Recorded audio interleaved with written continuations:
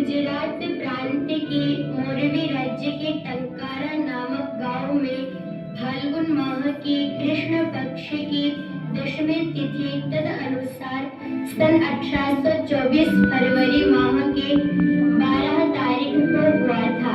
पिता श्री करशन जी तिवारी और माता अमृतबाई थे। माता पिता ने पहली संतान होने के कारण जात कर्म नामकरण संस्कार बड़ी धूमधाम से कराया। मूला नक्षत्र पर जन्म होने के कारण बालक का नाम मूल शंकर रखा। 14वें वर्ष तक पहुँचते पहुँचते बालक मूल शंकर ने संपूर्ण यजुर्वेद अन्य वेदों के कुछ अंश निघंटु कंठस्थ कर लिए थे। उनके पिता शिव भक्त होने के कारण पुत्र के मन में भी शिव भक्ति के संस्कार डाल दिए, किंतु शिवरात्रि की एक विचित्र घटना ने उन्हें आस्तिक सच्चे शिव भक्त वेदोद्धारक तथा मूल शंकर से जगत गुरु आर्य समाज के संस्थापक क्रांतिकारी धर्म धुरंधर महर्षि स्वामी दयानंद सरस्वती बना दिया। इसकी एक छोटी सी प्रस्तुति देखिए। पुत्र मूल शंकर, आज महाशिवरात्रि है। आपको दिन भर अन्न जल ग्रहण किए बिना महाशिवरात्रि का व्रत रखना है। पिताजी, महाशिवरात्रि क्या होता है? ऐसा व्रत अनुष्ठान करने से क्या फल मिलेगा? यदि आप व्रत रखकर सारी रात जागरण करोगे तो शिव के दर्शन होते हैं। सो जाने पर व्रत अनुष्ठान निष्फल हो जाता है।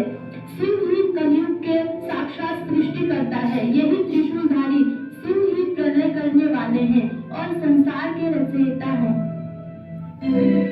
तब तो पिताश्री, मैं अन्न जल ग्रहण किए बिना ही महाशिवरात्रि का व्रत निश्चय ही रखूंगा और सच्चे शिव का दर्शन भी करूंगा।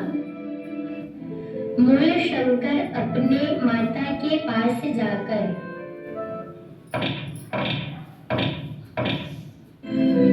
माँ, पिताजी ने कहा है आज मुझे महाशिवरात्रि का व्रत रखना है। इस व्रत से मुझे सच्चे शिव के दर्शन होंगे, क्योंकि शिव ही जगत के पालनहार है। ऐसा पिताजी ने कहा है। मैं अन्न जल ग्रहण किए बिना उपवास रहूंगा। पुत्र को बाहों में लेकर, नहीं पुत्र, इस छोटी उम्र में तुम दिन भर उपवास कैसे रहोगे? इसलिए भोजन कर लो। नहीं माँ, मैं दिन भर भूखा रह जाऊंगा। मुझे कुछ नहीं होगा। ठीक है पुत्र, यदि भूख प्यास सहन नहीं हुआ तो व्रत अनुष्ठान तोड़ लेना और मेरे पास आकर कुछ खा लेना। शाम हो जाता है। शिव के मंदिर में पिताजी के साथ मूल शंकर का प्रवेश।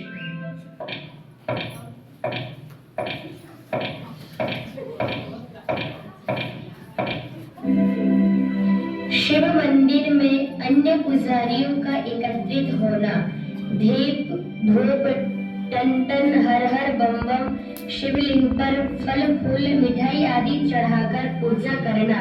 तत्पश्चात शिव का जय घोष।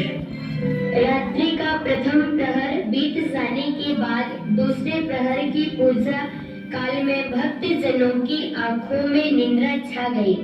सर्वप्रथम मूल शंकर के पिताजी ही निंद्रा के वश में हो गए। तत्पश्चात धीरे धीरे सभी पुजारी निंद्रालीन हो गए। चारों ओर शांति सी निस्तब्धता थी। बालक मूल शंकर के मन में सच्चे शिव दर्शन की दृढ़ इच्छा थी, इसलिए मूल शंकर ने आंखों में पानी के छींटे मार मार कर स्वयं को जगा रखे थे।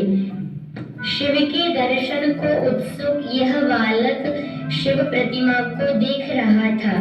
ठीक इस परीक्षा की घड़ी ऐसी विचित्र घटना घटी जिसने बालक मूल शंकर के जीवन का मार्ग बदल दिया।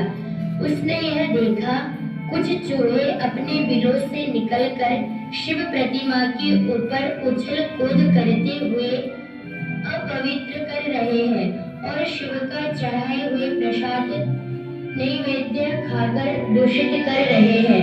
बालक मूल शंकर के बाल हृदय में इस दृश्य को देखकर दिव्य ज्ञान ज्योति चमकी। उसने यह देखा, कुछ चूहे अपने विरोध से निकलकर शिव प्रतिमा के ऊपर उछल कूद करते हुए अपवित्र कर रहे हैं और शिव का चढ़ाए हुए प्रसाद नैवेद्य खाकर दूषित कर रहे हैं।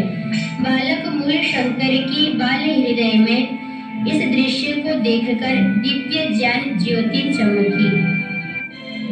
मूल शंकर मन ही मन, यह कैसा शिव है जो छोटे से चूहों को भी अपने ऊपर से भगा नहीं सकता। सच्चा शिव तो जगत का पालन करता, सर्वशक्तिमान, विराट, अनेक गुणों से परिपूर्ण, सृष्टि का प्रलय करता भी है। मालूम होता है कि यह सच्चा शिव नहीं है जो अपने शरीर से खुद का रक्षा नहीं कर सकता, वह संसार का रक्षा क्या करेगा। जिज्ञासा शांत करने के लिए अपने पिताजी को जगाया। पिताजी उठो, उठो पिताजी, मुझे आपसे कुछ पूछना है। पिताजी गहरी निंद्रा में रहने के कारण पुत्र को नहीं सुने। पुनः जगाने पर पिताजी यह कुशाग्र बुद्धि वाले पुत्र की उत्तर देने में असफल रहे और यह कह दिया, पुत्र, कलयुग में भगवान शिव के साक्षात दर्शन असंभव है, इसीलिए मूर्ति पूजा ही सभी मनोकामनाएं पूर्ण करती है। पिता के उत्तर से असंतुष्ट होकर बालक मन ही मन प्रतिज्ञा किया कि मैं तो सच्चे शिव के दर्शन करूंगा। यह शिवलिंग तो जड़ पदार्थ से बनी हुई है, जड़ का ध्यान करने वाला का आत्मा जड़ बुद्धि वाला हो जाता है। पाषाण निर्मित मूर्ति का पूजा सर्वथा त्याज्य है। कल्प करता हूँ, जब तक सच्चे शिव के दर्शन नहीं होंगे तब तक सत्य की खोज करता रहूंगा। तत्पश्चात मूर्ति पूजा के प्रति उनकी अश्रद्धा हो गई और आधी रात को ही पूजा छोड़कर घर लौट आए और माता को जगाया।